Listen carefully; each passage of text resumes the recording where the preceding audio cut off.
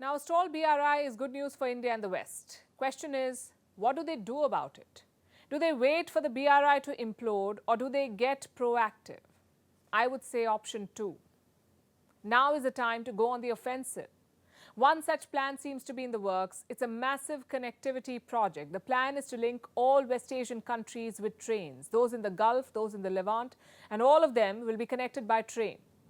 These trains will lead to shipping ports in the Gulf, and those ports will connect the region to India. So it's a cross-continental plan. Trains will integrate West Asia, ships will connect West Asia to India. So who's on board? 4 countries at the moment.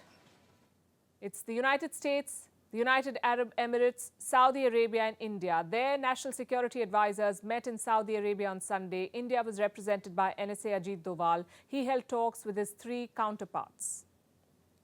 But where exactly did this plan come from? Apparently Israel.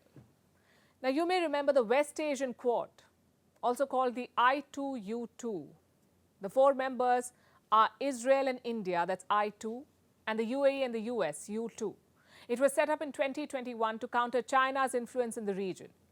In one of the I2U2 meetings, Israel reportedly proposed this, a rail link to integrate West Asia. The White House ran with this plan, and since they looped Saudi Arabia in, Israel could not be part of the project, but reports say that could soon change. It could change in the future. And what about India? Where does India figure in this plan? New Delhi is bringing in the expertise, and frankly, it's a no-brainer. India has the 4th largest railway network in the world. Total passengers, around 24 million every day, plus 203 million tons of freight. Nobody knows better when it comes to railway integration. So that's how the plan came around. But what's in it for each party? For the US, it's a chance to contain China's influence, to offer an alternative to the BRI, also to patch up ties with Saudi Arabia. Crown Prince Mohammed bin Salman is no fan of Joe Biden. He's been reaching out to Beijing lately. Even let them broker a peace deal with Iran, so Washington is eager to retain its old ally. For Saudi Arabia and the UAE, the gain is material. A solid railway network in the region, it means more connectivity, easier trade and easier tourism. For India, there are multiple gains. The obvious one, of course, is connectivity. India's trade with Gulf countries is almost $154 billion. Most of that is oil. The shipping lanes could help increase the trade. It will also help the Indian community living in the Gulf. How many people are we talking about? More than 85 lakh. They are the backbone of most Gulf economies. That's the economic side of things. Politically, this project is even more important for India. And I'll tell you why. Iran and Saudi Arabia recently normalized relations. It looks like India had no clue about it. Even worse, the deal was brokered by China. This trend cannot be allowed to grow, the trend of ceding strategic space to Beijing. It happened with Iran in 2020. China signed a 25-year cooperation agreement with Tehran. If the same happens with Gulf states, India is going to lose out. That's why this railway project is so important, because West Asia is changing and India must keep up. Look at what's happening in Syria.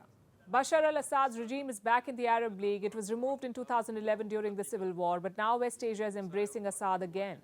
Last week, Iran's president visited Syria. Soon after, foreign ministers of Saudi Arabia and Egypt visited. My point is, there is a growing clamor for normalcy, to put conflicts behind, to live in stability, if not peace. Connectivity will be key to that dream. Just look at Europe, for instance. The European Union's origins were economic, not political. Today, those countries are joined at the hip. They don't fight, not because they love each other, but because it would be self-destructive. And I'm not saying that West Asia has reached that stage. I'm saying that should be the goal. And India should actively contribute to it. Push for a multipolar West Asia, not beholden to China or the US. India has the goodwill and the skill to do that. So the West Asian Rail project is a good start, but let's hope it actually goes beyond the blueprint. Let's hope this one actually gets implemented.